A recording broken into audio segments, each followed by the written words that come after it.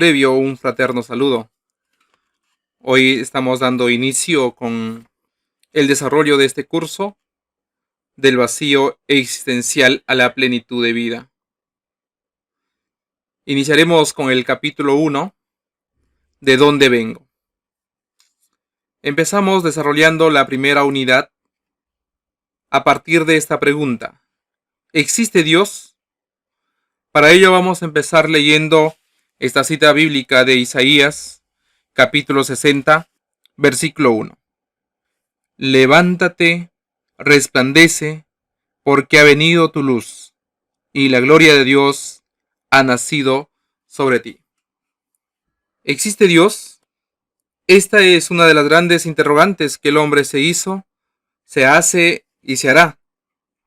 Quienes viven en este mundo, no tanto como un extraño o un forastero, sino como parte y miembros de Dios, seguramente ante tanta belleza y riqueza en este mundo, pero al mismo tiempo rodeado de guerras, hambre, muerte, y ante tantos misterios que envuelve al mundo y a la vida del ser humano, se ha hecho estas preguntas: ¿por qué existe el mundo? ¿Por qué existe la humanidad? ¿Por qué existo yo? En el fondo, lo que el hombre busca es saber quién es, cómo debe vivir, para qué debe vivir y finalmente a dónde va.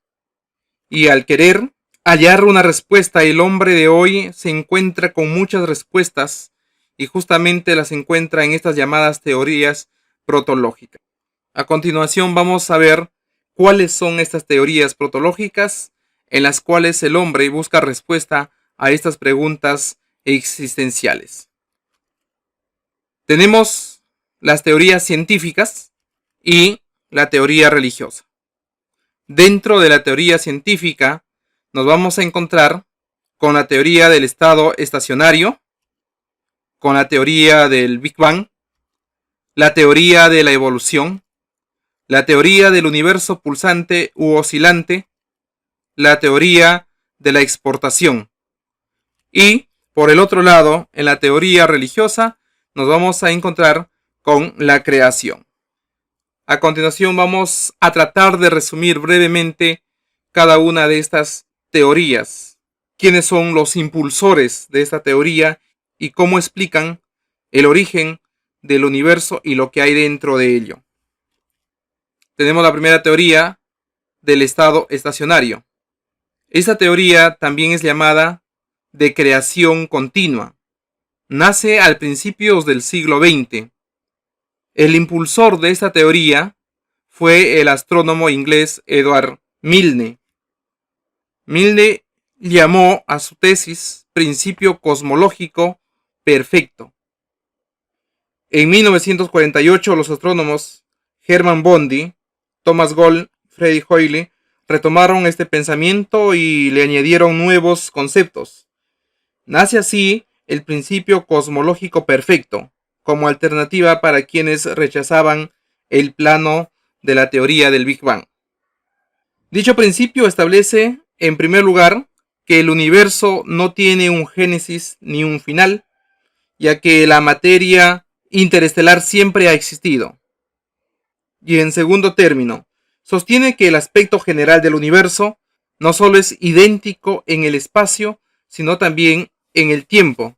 De esta forma, el cosmos se ha mantenido igual y con una densidad constante desde siempre. Evidentemente, en el futuro tampoco cambiará. La teoría del Big Bang. El Big Bang, que en el habla anglosajón quiere decir gran explosión, es una de las teorías científicas más populares y actualmente goza de un alto grado de aceptación.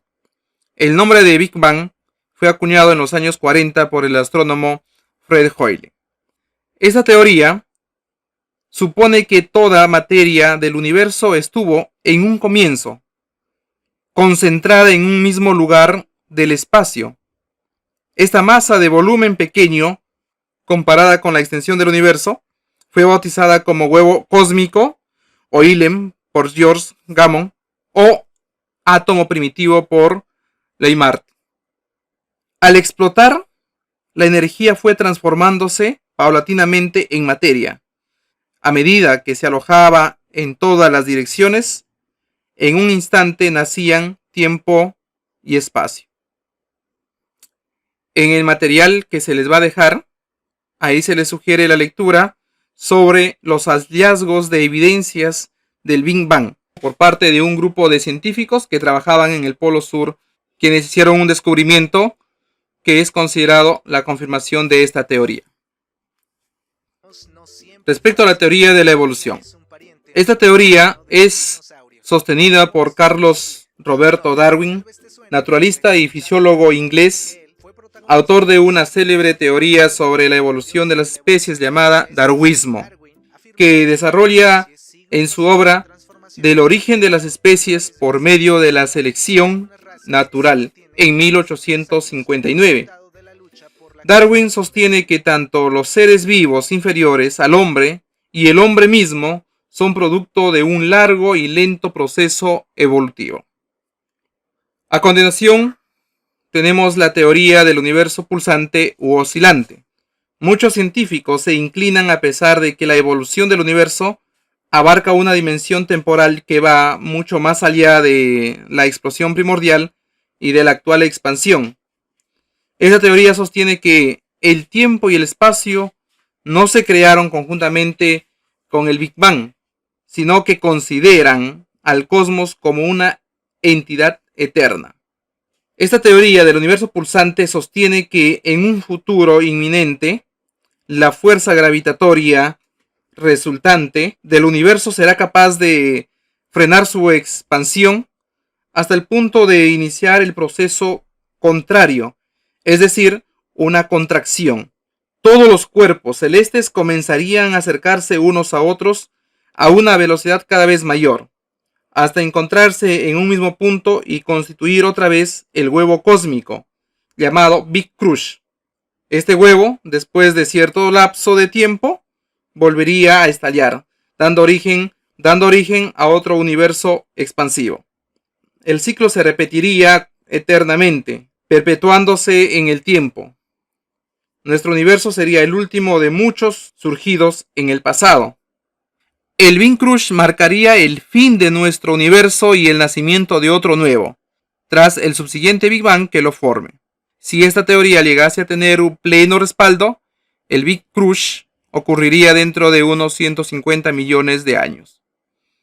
Respecto a la teoría de la exportación, esta teoría es sostenida por la secta de los raelianos.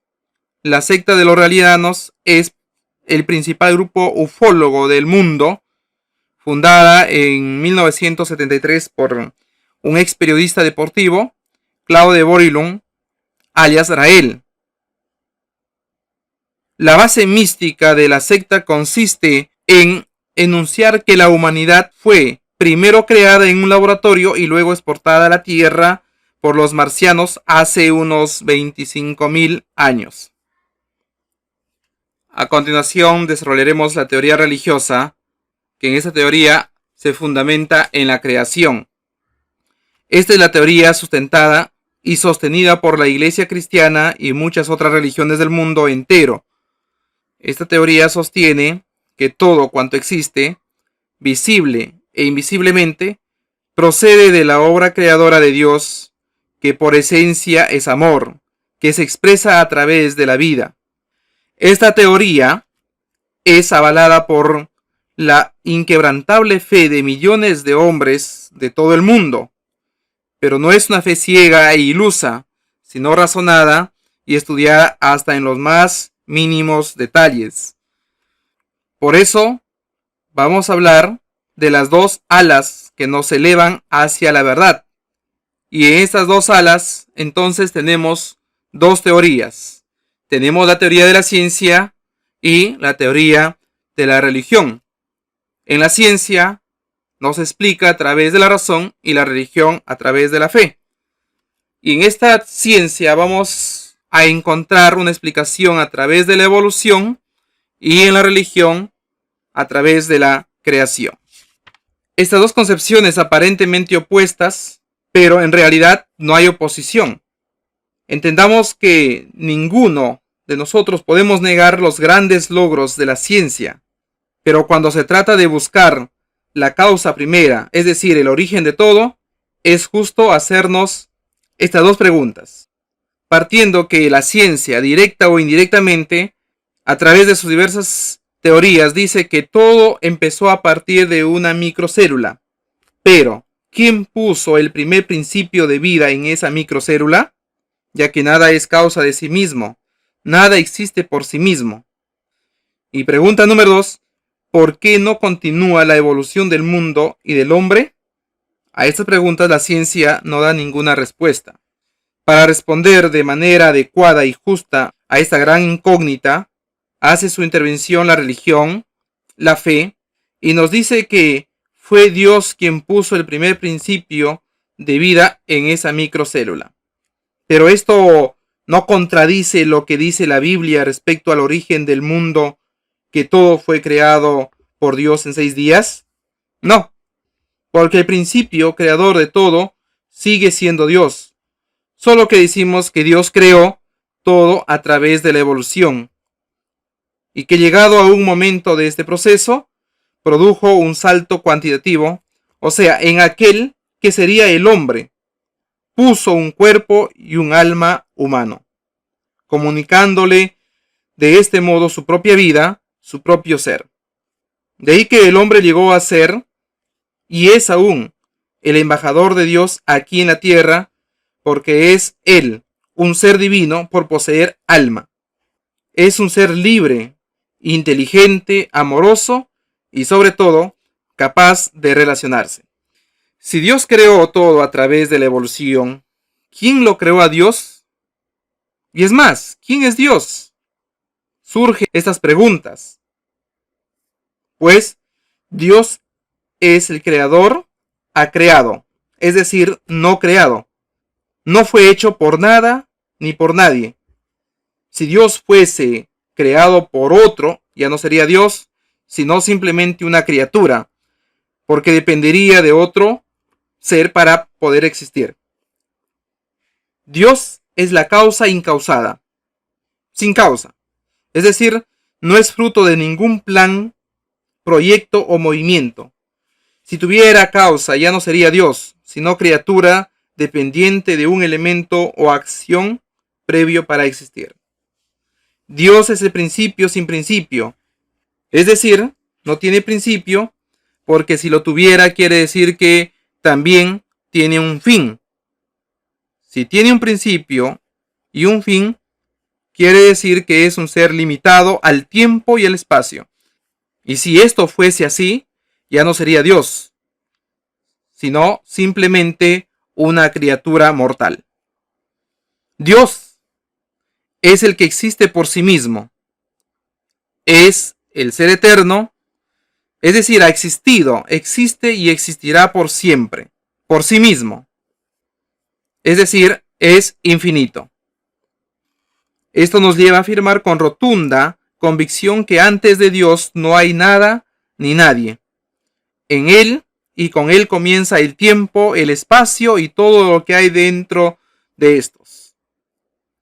Como lo confirma Romanos capítulo 11, versículos del 33 al 36, que a la letra dice: qué profunda es la riqueza, la sabiduría y la ciencia de Dios. No se pueden penetrar sus designios ni comprender sus caminos. En efecto, ¿quién ha conocido jamás lo que piensa el Señor? ¿Quién se hizo consejero suyo? ¿Quién ha podido darle algo primero, de manera que Dios tenga que pagarle? En verdad, todo viene de Él, ha sido hecho por Él y ha de volver a Él. A Él sea la gloria para siempre. Amén. Entonces, ahora podemos ver con claridad que no hay una oposición entre ciencia y religión, que no son contrarios, sino que se ayudan mutuamente buscando un solo objetivo: dar razón a nuestra existencia. En conclusión, Dios existe y es nuestro creador. Para los siguientes temas, iremos desarrollando cómo conocer y creer verdaderamente en Dios, dónde busco a Dios. Responderemos estas interrogantes en los siguientes temas. Y para finalizar, a modo de reflexión, responde estas interrogantes. ¿Alguna vez has negado la existencia de Dios? ¿Cuáles fueron las causas de esa negación? Número 2. ¿Alguna vez has dudado de la existencia de Dios? ¿Cuáles fueron las causas de esa duda? Ánimo, nos vemos en el próximo tema.